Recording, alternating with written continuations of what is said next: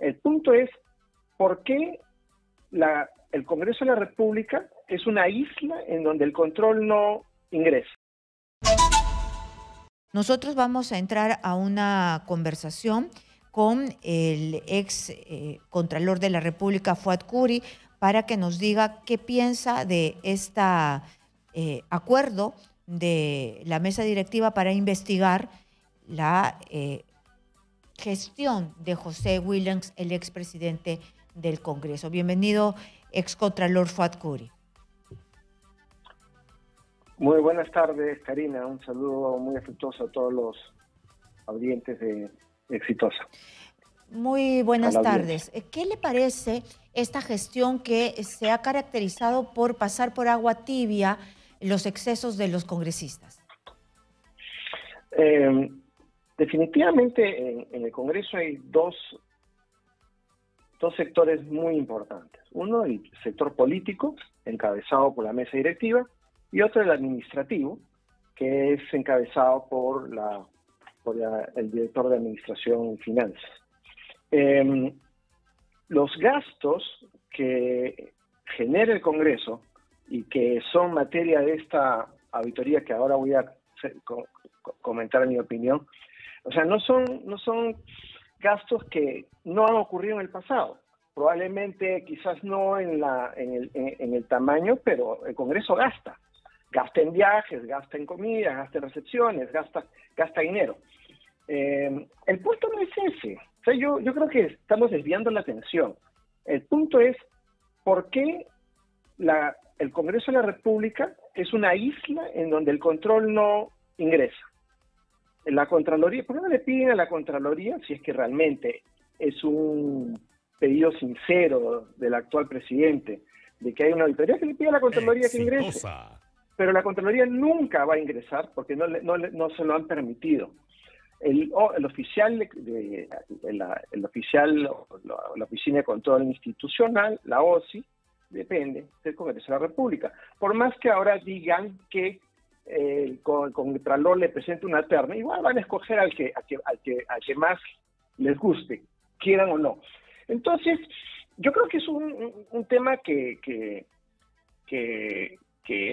no pasa por un tema formal de pedir una auditoría. Primero que nada, que el presidente del Congreso no tiene por qué solicitar una auditoría. ¿Por qué no solicita él? ¿Acaso no tiene una área administrativa que tiene que tomar las cartas sobre el tema? ¿Por qué pedimos una auditoría? ¿No se ha hecho una revisión? Cuando salió el señor Chevasco, ¿no se ha revisado esos temas?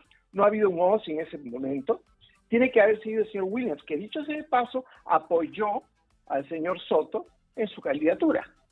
Entonces, a ver, desde el punto de vista técnico, no me mueve la aguja. Es decir, no creo que haya una verdadera vocación de hacer una auditoría. Y segundo, el gesto del presidente es un gesto político. No creo que haya una Claro, hay dos cosas aquí relevantes, hay dos cosas relevantes que usted me ha dicho. Esta mesa directiva aprueba una auditoría, pero que la va a hacer el auditor escogido a dedo por el propio Congreso. Ahí le quita independencia, no es la Contraloría que la hace, sino el auditor escogido a dedo. Y además usted nos da un dato más, que el ex oficial mayor ha ayudado al actual presidente del Congreso, José Chevasco. No, José Chevasco, como tú mencionaste al inicio, dio la cara, dio un paso al costado, eso fue un gesto político. Claro. Pero la anterior gestión, la oficina administrativa ha debido de hacer una auditoría, que seguro la ha hecho, seguro que el Contralor la pidió también, para ver si esos gastos estaban dentro de los gastos recurrentes, normales, y fueron gastos que no generaran, que no venían de un caso de corrupción. Ahora, y el otro tema que no mencionaste, Karina, es que realmente me sorprende, es sorprendente, primera vez en la historia que yo recuerdo, y de repente alguien que me corrija, que un presidente del Congreso pide una auditoría a la gestión anterior. Y fíjate el documento, pide una auditoría de todo el año. O sea, ¿en qué cabeza se le puede ocurrir que vamos a auditar día a día? O sea, que se mencione qué casos, por un lado. Por eso te digo que es un gesto, o sea, es una distracción. A ver, bueno. Voy a poner claro, en otra entonces perspectiva. tantos líos con Soto. Mira, además, o sea, es una distracción, como te digo. No quiero decir que es un show, pero sí es una distracción. Pero hay un tema más mayor que este. Tenemos dos comisiones muy importantes, la de ética y la de fiscalización, que son dos comisiones que no funcionan, que son muy débiles, que no hacen su trabajo, por un lado. Por otro lado, el presidente del Congreso se fija en los gastos de las alfombras, televisores, etcétera, lo cual me parece bien que lo haga la administración, no él. ¿Y por qué no ve los temas de los mochasueldos? ¿Por qué no ve el tema de la violación de la chica que estuvo trabajando con el congresista? ¿Por qué no ve el tema de todos estos temas de escándalos que hay? De los niños y todos los demás. El tema de los niños, hay un tema, si realmente quiere hacer un trabajo políticamente correcto, que empiece por casa, ¿no? O sea, ayer yo tuve o sea, normalmente veo las noticias, pero ayer me pasé por algunos canales y lo único que veía, Karina, eran congresistas defendiéndose de acusaciones. Todos los canales. Había un congresista que estaba acusado de algo y se estaba defendiendo de que sí, que no estaba. No va a repetir los nombres, que todo el mundo ya sabe cuáles son los congresistas que están ahorita en la palestra. Y por otro lado, es importante destacar que el presidente del Congreso tiene una lista enorme de denuncias. La más reciente es la construcción de su edificio en el Cusco. Yo no sé cómo, o sea, podemos ser tan tolerantes, medios de comunicación, población, sociedad civil, y no se nos mueve el ojo, o sea, ahí está, o sea, normal.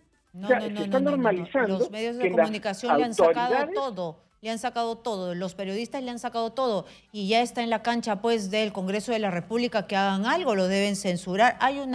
Está corriendo una moción de censura que parece que no va a tener votos, ¿no? Bueno, yo creo que después de digamos, forma de enfrentar a la gestión anterior, yo creo que está perdiendo votos más bien. O sea, si quieren jugar a la política, cosa que ya hemos visto que no tiene las habilidades que tenían los congresistas anteriores, perdóname si soy un poco directo, yo no sé si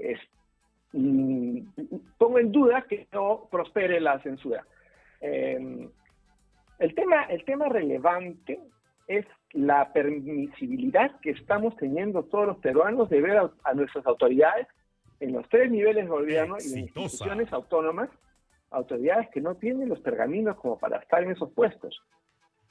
Hablo de alcaldes, hablo de gobernadores regionales, etcétera. Entonces, como que la época de la historia del expresidente Castillo y sus listas de...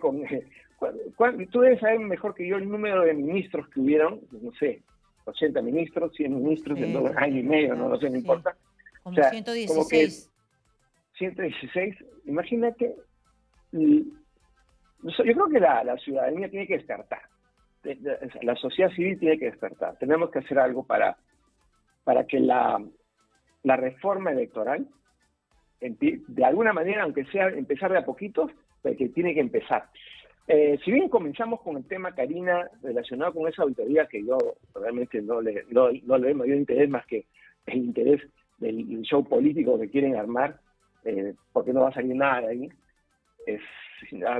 O sea, te digo, cuando he sido Contralor no nos permitían entrar, no le han permitido entrar a Nelson Chak, que es el actual Contralor, y hicieron una figura de que la Contraloría presentaba una terna. Es la misma cosa.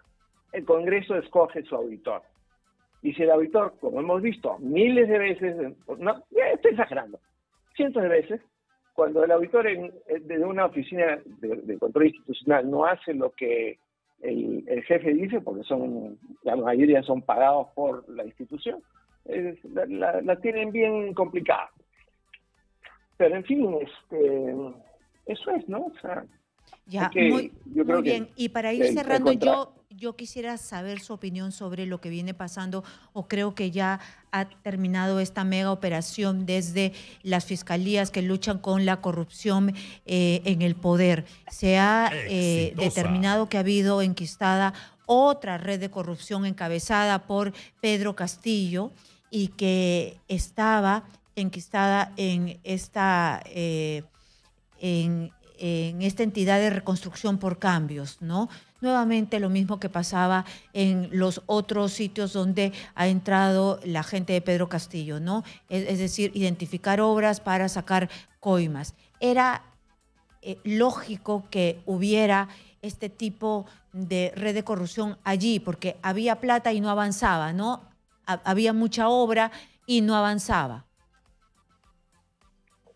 La corrupción se ha dado cuenta, los corruptos se han dado cuenta que en el Perú se puede actuar de esa manera porque existe aún, por más que levantemos la palabra, periodistas, medios de comunicación y personas que conocen el tema, la impunidad persiste, Karina.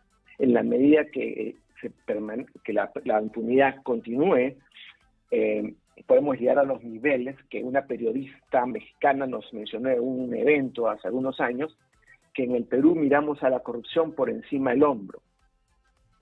Por lo tanto, la corrupción avanza, y no solamente lo que nos mencionó, es que también el narcotráfico avanza en países donde la corrupción es sistémica, y ya lo he repetido más de una vez, la corrupción atenta contra los derechos humanos, la corrupción mata, y el narcotráfico está danzando en un pie ahorita, ¿no? Mientras nosotros, entre los políticos, ejecutivo, Congreso, Poder Judicial, Fiscalía, Junta Nacional de Justicia, todo el mundo discutiendo entre todos, hay un grupo humano que está en la tal ilegal, en la trata de personas, en la minería ilegal, en el narcotráfico.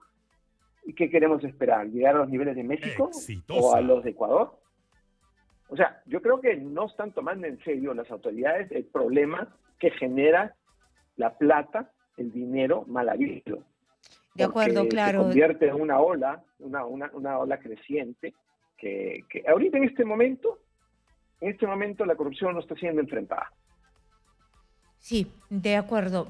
Por supuesto, nosotros estamos danzando en coca y también en corrupción. Muchas gracias a Fuad Curi por estar aquí, ex contralor de la República, que nos ha dicho que la mesa directiva, este acuerdo que ha tomado la mesa directiva encabezada por el presidente del Congreso, Soto, de hacer una auditoría a la gestión de José Williams, es un saludo a la bandera, porque el auditor ha sido elegido por el propio Congreso de la República y además está él tan cuestionado que cualquier cosa que haga está pues bajo sospecha. Muy bien, muchas gracias a Fuad Curi.